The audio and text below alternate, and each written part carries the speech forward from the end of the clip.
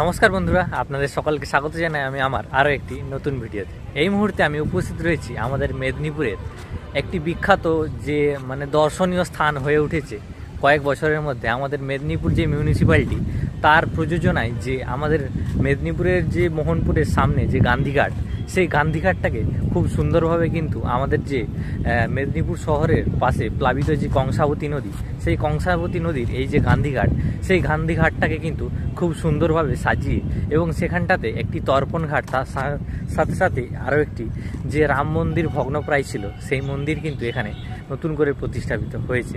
তার সাথে সাথে এখানটাতে কিন্তু আরও আশ্চর্যনীয় বহু রকম দর্শনীয় কিন্তু সুন্দর সুন্দর জায়গাটা গড়ে তোলা হয়েছে, ছোট্ট একটি পার্কের মতন। তো চলো আজকের এই ভিডিওতে থাকছে যে এই যে ঘাট, গান্ধীঘাটের যে দিনের বেলার দৃশ্য এবং তার সাথে সাথে রাত্রিবেলার দৃশ্য।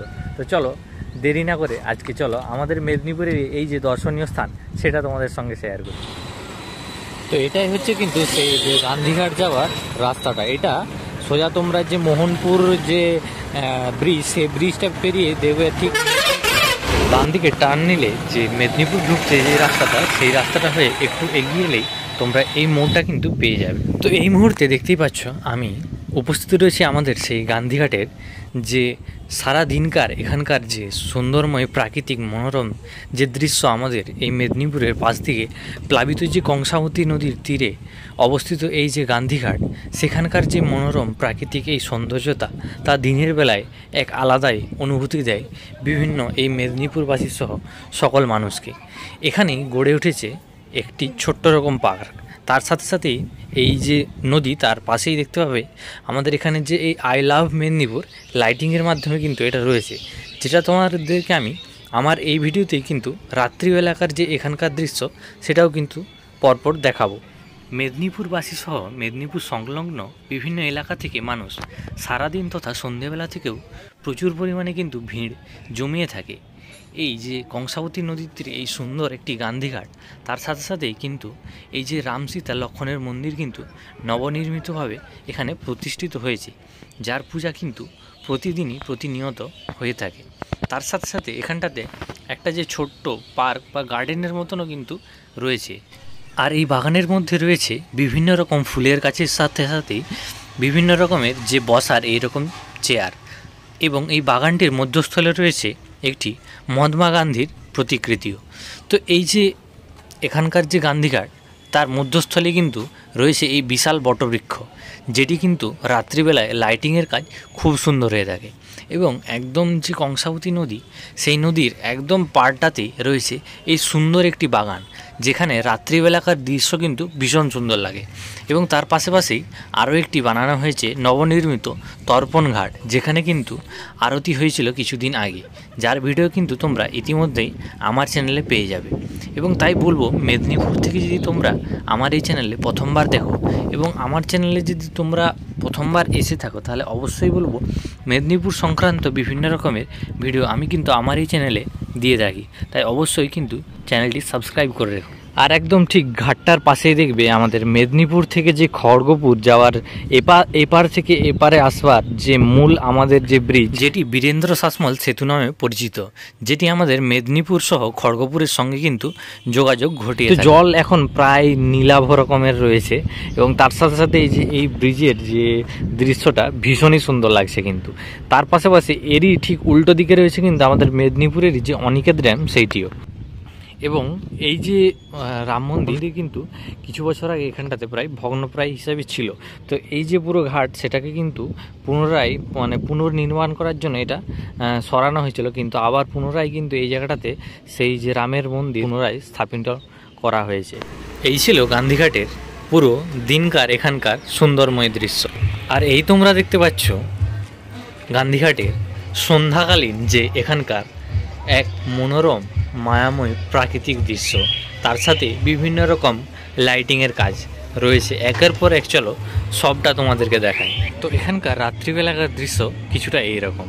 দেখতে পাচ্ছ এখানটাতে অনেকগুলো কিন্তু বিভিন্ন রকম যে ফাস্টফুডের খাবারের দোকান, চা, সমস্ত কিছু কিন্তু বসে থাকে। তার সাথে সাথে এখানটাতে যে মানে হাতের যে মহিলাদের বিভিন্ন জিনিসপত্র সাজাগোজা, সেই সমস্ত জিনিসও কিন্তু এখানটাতে বসে থাকে। তার সাথে সাথে এই যে রাত্রিবেলাকার এই যে বটগাছের দৃশ্যটা, সেটা কিন্তু খুব সুন্দর লাগে, কারণ বিভিন্ন রকমের যে এই ফিতে কালারিং লাইটগুলো দেখতে পাচ্ছ, এইটা দিয়ে কিন্তু পুরোটা বটগাছটা সাজানো হয়ে থাকে। তাই এখানটাতে এসেও কিন্তু অনেকজন এই যে বটগাছের তলায় কিন্তু তাদের সময় কাটিয়ে থাকে। তার সাথে সাথে দেখো এই যে রাম মন্দির, এখানকার এই রাম মন্দিরেরও দেখো দৃশ্যটা কিন্তু খুব সুন্দর লাগে এখানে। তো চলো এবারে যে আই লাভ মেদিনীপুর যে লাইটিংটা আছে, সেইটা ওই দিকটাতে তোমাদেরকে নিয়ে যায়।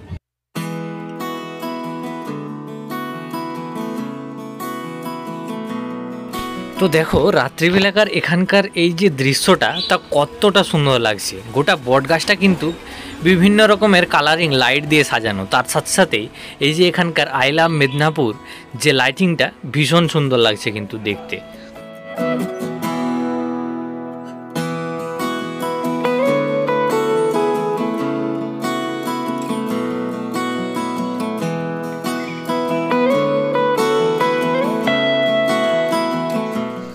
আর এই আই লাভ মেদিনীপুর দেখো যে লাইটিংটা রয়েছে, তার ব্যাকগ্রাউন্ডেই কিন্তু সুন্দর এই যে বাগানটার দৃশ্য, যেটা তোমরা দিনের বেলায় দেখেছিলে, সেটা রাত্রিবেলাকার এখানকার যে দৃশ্য, সেটা দেখো বাগানটার মধ্যে বিভিন্ন রকমের লাইটিংয়ের কাজ কিন্তু রয়েছে। তার সাথে সাথে বাগানটার ভেতরেও কিন্তু রয়েছে বিভিন্ন রকম বসার জায়গা, চেয়ার, এবং বাগানটার মাঝখানে ফুল গাছের মধ্যেই দেখো এইরকম কিন্তু লাইটিংয়ের যে ল্যাম্প লাইটিংগুলো হয় সেগুলো কিন্তু রয়েছে, এবং যে সিমেন্টের থামগুলো রয়েছে তার উপরেও কিন্তু বিভিন্ন রকমের এই ডিজাইনের লাইট রয়েছে। তার জন্য কিন্তু এই বাগানটা রাত্রিবেলাকার যে দৃশ্য, সেটা খুবই সুন্দর লাগে। তার পাশাপাশি দেখো ওই যে দুটো সাদা বক্স রয়েছে, এখানে কিন্তু যে সাউন্ড সিস্টেম সেটাও রয়েছে। বিভিন্ন রকম কিন্তু গান সারাক্ষণই সন্ধ্যে থেকে এখানটাতে বেজে থাকে, তার জন্য কিন্তু পরিবেশটা ভীষণ মনোরম হয়ে থাকে। আর এই দেখো যে একদম ঠিক যে আই লাভ মেদিনীপুর যে লাইটিংটা রয়েছে, তার নিচেই দেখো ভীষণ সুন্দর সুন্দর বিভিন্ন রকমের গোলাপ, ডালিয়া, বিভিন্ন রকম ছোট্ট ছোট্ট ফুলের গাছ কিন্তু এখানটাতে লাগানো রয়েছে। তো তাই একদম এই যে এখানকার পরিবেশটা, সেটা কিন্তু একদম পার্কের মতন ভীষণ সুন্দর একটা ভাইব আসে। এবং তার সাথে সাথে এখানটাতে এই জন্যই মানে অনেকেই আসে সন্ধেবেলা থেকে, প্রায় বিকেলবেলা থেকে এখানে ভালো মতো ভিড় থাকে কিন্তু। তাই এখানে এসে অনেকেই কিন্তু সময় কাটায়। তার সাথে সাথে এখানে টিফিন করবারও যে বাইরের বিভিন্ন রকম দোকান যেগুলো রয়েছে, তোমরা আগে দেখিয়েছিলাম, তো সব মিলিয়ে পরিবেশটা এখানকার ভীষণই সুন্দর লাগে কিন্তু। এই যে সাইডেই রয়েছে তর্পণ ঘাট, এবং এখানটাতে সুন্দর একটি সাজানো বাগান। তো চলো এবারে যে এখানকার রাম মন্দির রয়েছে, সেই রাম মন্দিরের যে প্রতিমা, সেটা তোমাদেরকে দর্শন করায়।